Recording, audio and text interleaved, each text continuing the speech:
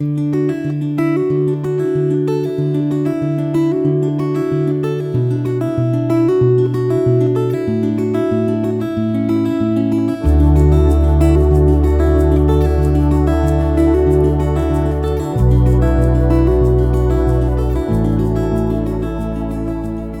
reading begins in Zechariah, chapter 2, starting in verse 1. I lifted up my eyes and saw, and behold, a man with a measuring line in his hand.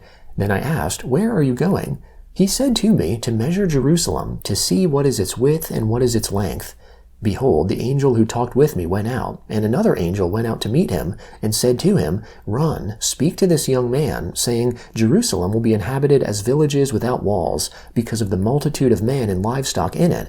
For I, says the Lord, will be to her a wall of fire around it, and I will be the glory in the middle of her.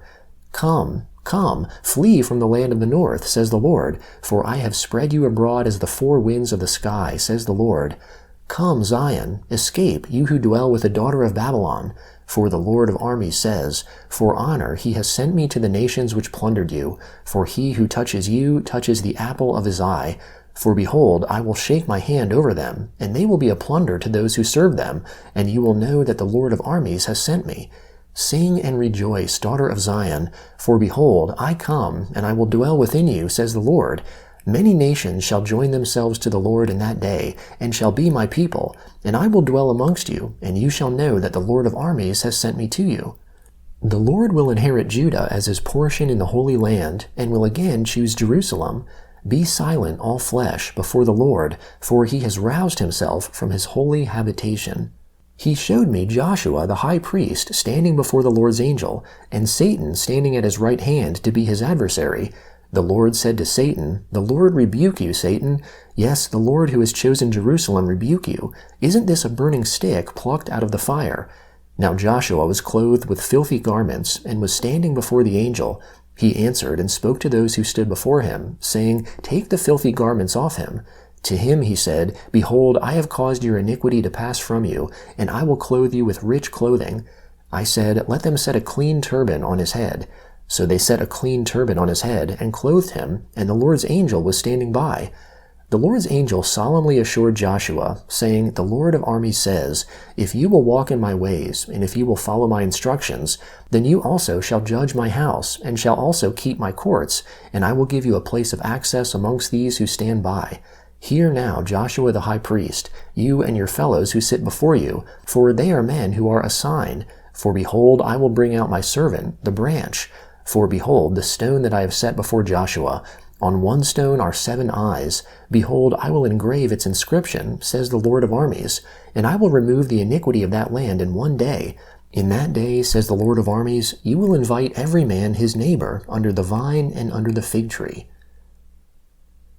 Revelation chapter 13, starting in verse 1. Then I stood on the sand of the sea. I saw a beast coming up out of the sea, having 10 horns and 7 heads. On his horns were 10 crowns, and on his heads blasphemous names. The beast which I saw was like a leopard, and his feet were like those of a bear, and his mouth like the mouth of a lion. The dragon gave him his power, his throne, and great authority. One of his heads looked like it had been wounded fatally. His fatal wound was healed, and the whole earth marveled at the beast. They worshipped the dragon because he gave his authority to the beast, and they worshipped the beast, saying, Who is like the beast? Who is able to make war with him? A mouth speaking great things and blasphemy was given to him. Authority to make war for 42 months was given to him. He opened his mouth for blasphemy against God, to blaspheme his name, his dwelling, and those who dwell in heaven. It was given to him to make war with the saints and to overcome them. Authority over every tribe, people, language, and nation was given to him. All who dwell on the earth will worship him, everyone whose name has not been written from the foundation of the world in the book of life of the Lamb who has been killed. If anyone has an ear, let him hear. If anyone is to go into captivity, he will go into captivity.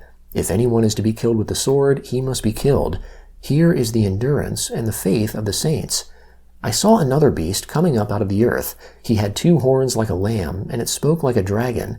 He exercises all the authority of the first beast in his presence. He makes the earth and those who dwell in it to worship the first beast, whose fatal wound was healed. He performs great signs, even making fire come down out of the sky to the earth in the sight of people.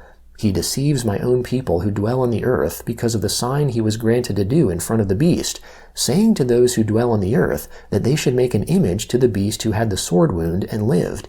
It was given to him to give breath to the image of the beast, that the image of the beast should both speak and cause as many as wouldn't worship the image of the beast to be killed.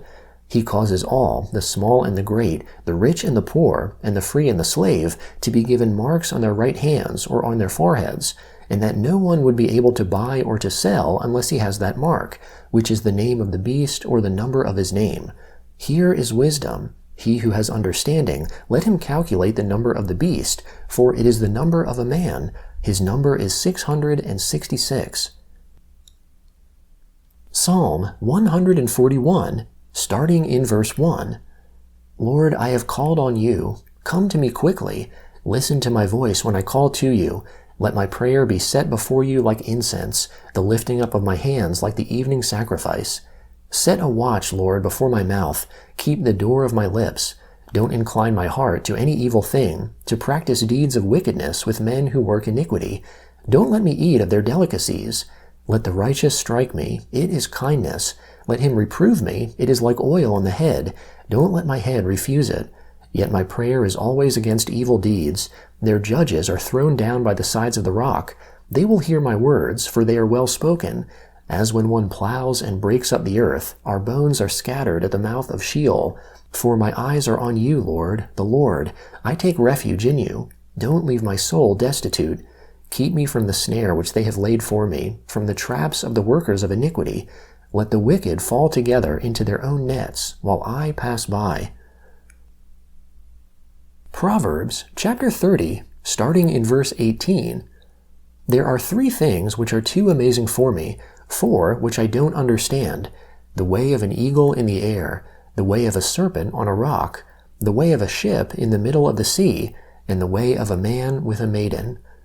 So is the way of an adulterous woman. She eats and wipes her mouth, and says, I have done nothing wrong.